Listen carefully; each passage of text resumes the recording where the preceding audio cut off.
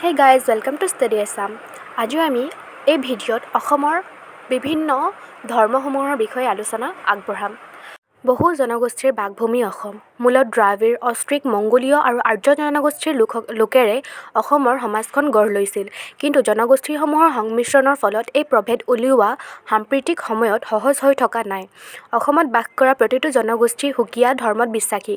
অসমত মূলত নিম্ন উল্লেখিত ধৰ্মীয় অনুগামী দেখা যায়। প্ৰথমতে হিন্দু, দ্বিতীয়তে বৌদ্ধ, তৃতীয়তে জৈন, চতুৰ্থত শিখ, পঞ্চমত খ্ৰীষ্টিয়ান আৰু ষষ্ঠত ইছলাম ধৰ্ম। প্ৰথমতে আমি আলোচনা কৰিম হিন্দু ধৰ্মৰ বিষয়ে। হিন্দু ধৰ্ম ভাৰতৰ প্ৰাচীনতম ধৰ্ম। এই ধৰ্মৰ কোনো বিশেষ উদ্ভাৱক বা প্ৰতিষ্ঠাতা নাই।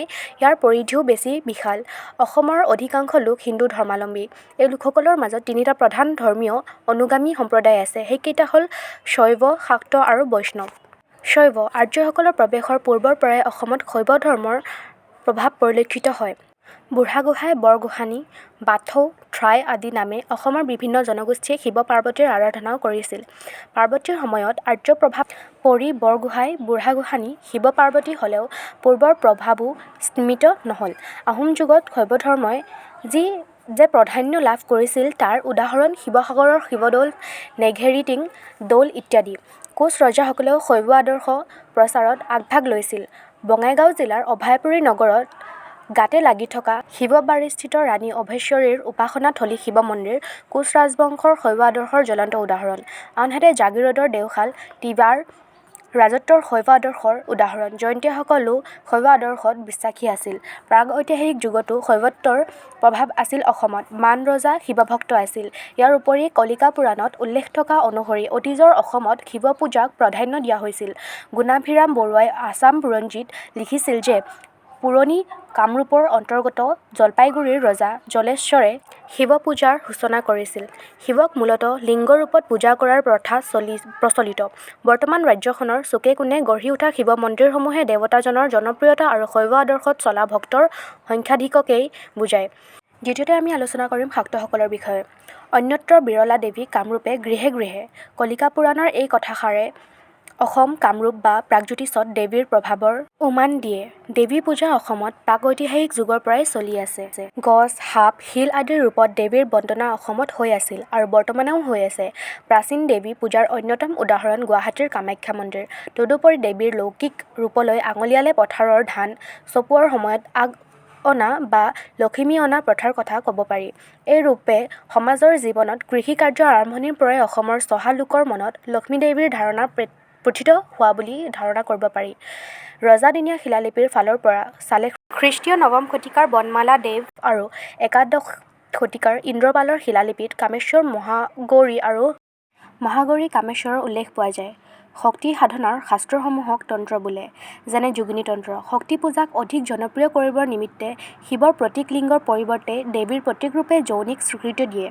কামাখ্যা মন্দিৰত যোনি পূজা হয়। কলিকা পুৰাণত যোনি মণ্ডলৰ গৰিমা প্ৰকাশ কৰা হৈছে। দেৱী পূজাত বলি বিধানৰ পৰম্পৰা আছে। প্ৰাচীন অসমত দেৱীৰ সন্তুষ্টিৰ অৰ্থে নৰবলি দিয়াৰো নিয়ম আছিল। শদিয়াৰ তাম্ৰেশ্বৰী মন্দিৰত নৰবলি দিয়া বুলি বুৰঞ্জীয়ে কয়। তাম্ৰেশ্বৰী মন্দিৰত নৰবলি বন্ধ কৰে স্বৰ্গদেউ গৌৰীনাথ সিংহই। তদুপৰি ইংৰাজ শাসনকালত সমগ্ৰ অসমত সম্পূৰ্ণৰূপে নিষিদ্ধ হয় নৰবলি। আহোম ৰাজত্বত শক্তি বন্দনাৰ উদাহৰণ স্বৰূপে শিৱসাগৰৰ দেৱী দৌল, লখিমপুৰৰ নাৰায়ণপুৰৰ মাঘনোৱা দৌল আদিলৈ আঙুলিয়াব পাৰি। অসমত ৰাজকীয় দুৰ্গা পূজাৰ পাতনি মেলে স্বৰ্গদেউ শিৱসিংহই। বৰ্তমান দুৰ্গা পূজা অসমত জাকজমক ৰূপত বিস্তাৰিত হৈ আছে। দেৱীৰ 10টা ৰূপে ক্ৰমে কালী, তাৰা, ষড়শী, ভুৱনেশ্বৰী, ভৈৰৱী, ছিন্নমস্তা, ধূমাৱতী, বগলা, মাতংগী আৰু কমলা।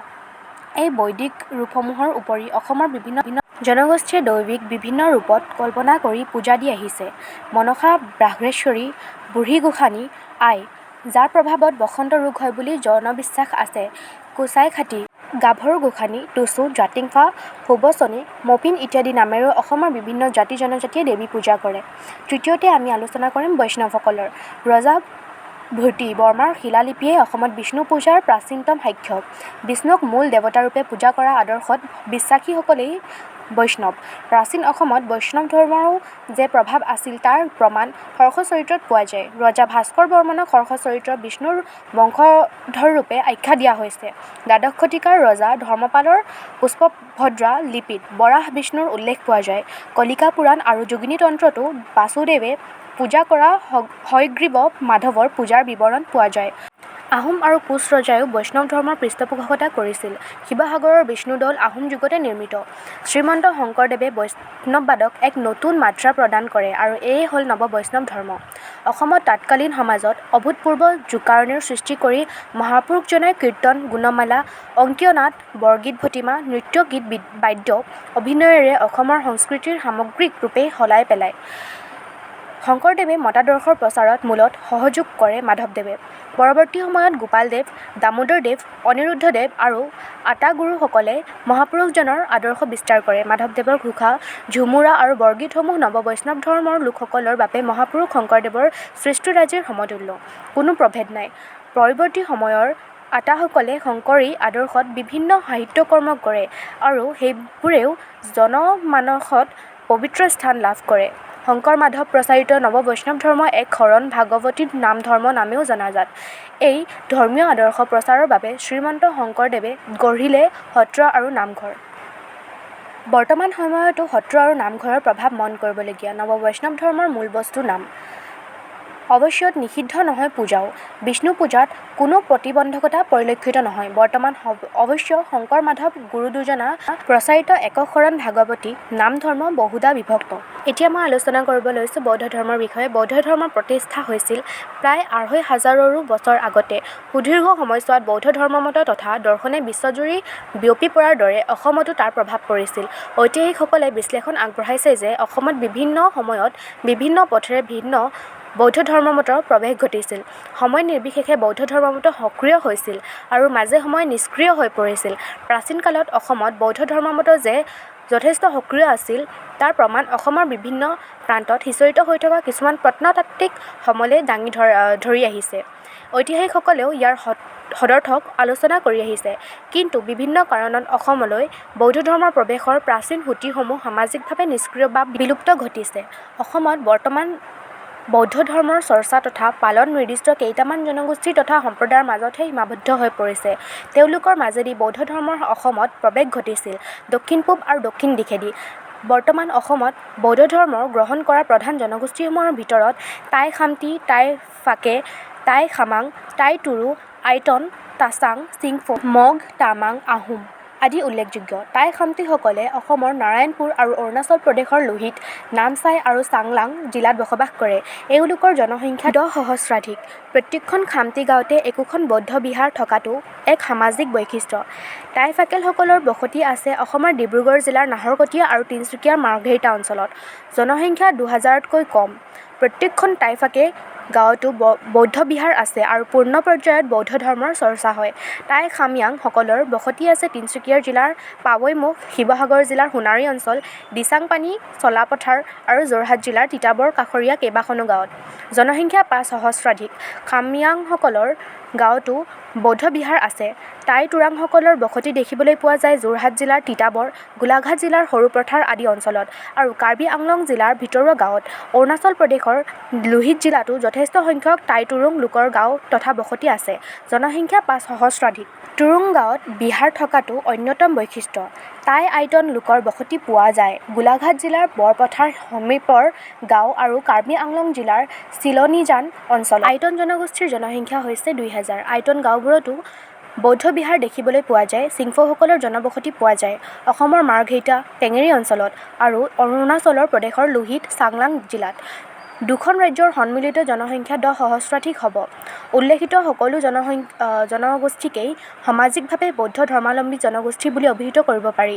ইয়াৰ উপৰি অসমৰ তিনিচুকীয়া জিলাত অৰুণাচল প্ৰদেশৰ বসবাস কৰা টাংচা জনগোষ্ঠীৰ একাংশই সম্প্ৰতি বৌদ্ধ ধৰ্ম গ্ৰহণ কৰিছে। পূৰ্বতে বৃহত্তৰ বংগত বসবাস কৰা মগসকলো বৌদ্ধ ধৰ্মাৱলম্বী। তেওঁলোক অসমৰ বিভিন্ন অঞ্চলত সিঁচৰিত হৈ বসবাস কৰি আছে। তেওঁলোকেও অসমৰ বহু ঠাইত বৌদ্ধ বিহাৰ প্ৰতিষ্ঠাত আগভাগ লৈছে। বিভিন্ন ৰাজনৈতিক কাৰণত অসমলৈ শৰণাৰ্থী হিচাপে অহা চাকমাসকলো সামাজিকভাৱে বৌদ্ধ ধৰ্মাৱলম্বী। অসমত তেওঁলোকৰ জনবসতি অতি কম যদিও অৰুণাচল প্ৰদেশ, ত্ৰিপুৰা, মিজোৰাম বহুসংখ্যক চাকমা লোকৰ বসতি আছে। অসমত বসবাস কৰা তামাংসকল মহাযানী পন্থা গ্ৰহণ কৰা বৌদ্ধ ধৰ্মাৱলম্বী গোষ্ঠী। বৌদ্ধ ধৰ্মাৱলম্বী সম্প্ৰদায় তথা জনগোষ্ঠীৰ বসতিপ্ৰধান অঞ্চলৰ বা গাঁৱৰ বাহিৰে বহু চহৰতো সম্প্ৰতি বৌদ্ধ বিহাৰ প্ৰতিষ্ঠা কৰা হৈছে। বৌদ্ধ বিহাৰ থকা তেনে কেইখনমান চহৰ হৈছে গুৱাহাটীৰ মালিগাঁও, নাৰেংগী, যোৰহাট, তিনিচুকীয়া, ডিব্ৰুগড়, মাৰ্ঘেৰিটা, ডিগবৈ, বঙাইগাঁও, দুলীয়াজান আদি। সেইবোৰৰ পৰাও বৌদ্ধ ধৰ্মমত আৰু দৰ্শনে অসমত বিস্তাৰ লাভ কৰি আহিছে। এতিয়া মই আলোচনা কৰিব লৈছোঁ শিখ ধৰ্মৰ লোকসকলৰ বিষয়ে। অসমত অতি কম সংখ্যক শিখ ধৰ্মাৱলম্বী লোক আছে। তেওঁলোক অসমীয়া শিখ বুলি জনাজাত।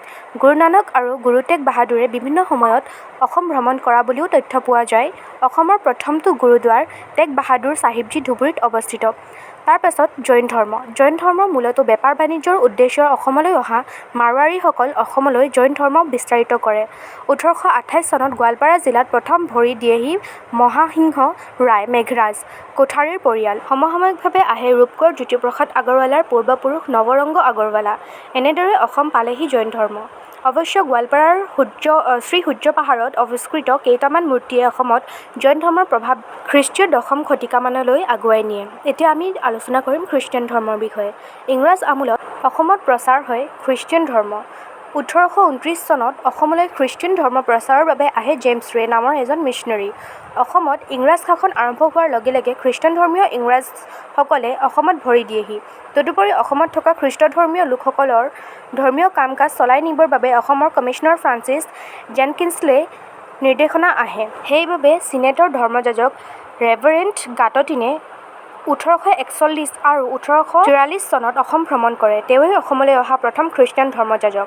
1844 চনত ৰেভাৰেণ্ড ৰবাৰ্ট জেমছ ব্লেণ্ডে গুৱাহাটীক সদৰ হিচাপে লৈ অসমৰ প্ৰথমজন ধৰ্মযাজকৰ দায়িত্ব বহন কৰে। ইয়াৰ পাছত অঞ্চলটোৰ সকলো খ্ৰীষ্টিয়ানধৰ্মীয় লোকৰ দান বৰঙণিৰে 1844 চনত বৰ্তমান গুৱাহাটীৰ কাছাৰীৰ ওচৰত ক্ৰাইষ্ট চাৰ্চ নামেৰে গীৰ্জা এটি গঢ়ি তোলা হয়। তেতিয়াৰ পৰা ইয়াৰ চৌদিশৰ মুকলি পথাৰখনো চাৰ্চফিল্ড নামেৰে জনাজাত হয়। 1854 আৰু 1897 চনত হোৱা ভূমিকম্পত গীৰ্জাটোৰ যথেষ্ট ক্ষতিসাধন হয়। 1945 চনত নীনদ কুমাৰ বিশ্বাস ইয়াৰ বিছপ নিৰ্বাচিত হয় আৰু তেওঁৱেই প্ৰথম ভাৰতীয় বিছপ। ইয়াৰ পাছত ধৰ্ম প্ৰচাৰৰ নিমিত্তে বিদ্যালয়, অনাথ আশ্ৰম আদি স্থাপন কৰে মিছনেৰীসকলে। লাহে লাহে অসমত একাংশ লোক অনুপ্ৰাণিত হয়। 1813 চনত বাইবেল অসমীয়ালৈ অনুবাদ কৰি এক প্ৰকাৰ আলোড়নৰ সৃষ্টি কৰে আত্মাৰাম শৰ্মাই। 1836 চনত আমেৰিকান বেপ্টিষ্ট মিছন অসমলৈ অহাৰ পাছত খ্ৰীষ্টিয়ান ধৰ্মৰ প্ৰচাৰৰ বিশেষ গতি লাভ কৰে। প্ৰথম অসমীয়া বাৰ্তালোচনী অৰুণোদয়ৰ যোগেও ধৰ্ম প্ৰচাৰ চলিল। 1845 চনৰ 25 জানুৱাৰীৰ গুৱাহাটীত স্থাপন কৰা হয় প্ৰথমটো বেপ্টিষ্ট চাৰ্চ। লাহে লাহে খ্ৰীষ্টিয়ান ধৰ্মই মূলতঃ চাহ বাগিচা অঞ্চলত খোপনি পাতে আৰু তাৰ পাছত খ্ৰীষ্টিয়ান ধৰ্মক আঁকোৱালি লয় একাংশ জনজাতীয় লোকে। এনেদৰে ক্ৰমে খ্ৰীষ্টিয়ান ধৰ্মই অসমত প্ৰচাৰ প্ৰসাৰ লাভ কৰে। শেষত আমি আলোচনা কৰিব লৈছোঁ ইছলাম ধৰ্মৰ বিষয়ে। অসমত ইছলাম ধৰ্মৰ প্ৰৱেশ কৰে দ্বাদশ শতিকাৰ মাজভাগত। যুদ্ধ বিগ্ৰহৰ জৰিয়তে অসমলৈ আগমন ঘটে মুছলমানসকলৰ। 1257 চনত ইখতিয়াৰুদ্দিন মালিক উজবেক তুঘ্ৰীল খাই কামৰূপ আক্ৰমণ কৰি উত্তৰ গুৱাহাটী আৰু হাজত মছজিদ নিৰ্মাণ কৰে। মুছলমান শাসকৰ বাৰম্বাৰ অসম আক্ৰমণত যুদ্ধবন্দী বা অন্য কাৰণত বহু মুছলমান লোকে অসমত থাকি যায়। তেওঁলোকক স্বধৰ্মৰ ৰক্ষাৰ স্বাধীনতা দিছিল আহোম স্বৰ্গদেউসকলে। এইদৰে থাকি যোৱা মুছলমানসকলেই গৰীয়া বুলি পৰিচিত হয়। অৱশ্য 1532 চনত তুৰ্বকৰ অসম আক্ৰমণত ৰৈ যোৱা সৈন্যসকলৰ মৰিয়া নামেৰে পৰিচিত। আহোম ৰজাই স্থাপত্য ভাস্কৰ্য শিল্পী, দৰ্জী, তাঁতী আদি বিভিন্ন পেছাদাৰী মুছলমান লোকক অসমলৈ আনিছিল। এওঁলোকৰ জৰিয়তে অসমত ইছলাম ধৰ্মৰ প্ৰচাৰ প্ৰসাৰ ঘটে। ইয়াৰ উপৰি এই ধৰ্মৰ বিস্তাৰত প্ৰব্ৰজনৰো প্ৰভাৱ আছে। আল্লাহত বিশ্বাসী অসমৰ ইছলামধৰ্মী লোকসকলে ধৰ্মীয় ৰীতি-নীতি মানি চলিলেও লোককৃষ্টিসমূহো নিৰ্দ্বিধাই পালন কৰে। অসমত আজান ফকীৰে ইছলামধৰ্মী লোকসকলৰ মাজত ধৰ্মীয় গুৰুৰ সুকীয়া স্থান লাভ কৰে। আজান ফকীৰৰ জিকিৰ আৰু জাৰিৰ বিশ্বৰ ভিতৰত একমাত্ৰ অসমৰ মুছলমানহে ভক্তি গীত ৰূপে পৰিৱেশন কৰে। অসমত বিভিন্ন ধৰ্মাৱলম্বী লোকে বসবাস কৰিলেও সকলোৰে মাজত সম্প্ৰীতিৰ ভাৱ স্পষ্ট। প্ৰতিটো ধৰ্মীয় সম্প্ৰদায়ে নিজৰ ধৰ্মীয় আচাৰ অনুষ্ঠান পালন কৰি পৰস্পৰে পৰস্পৰৰ ধৰ্মক সন্মান কৰে।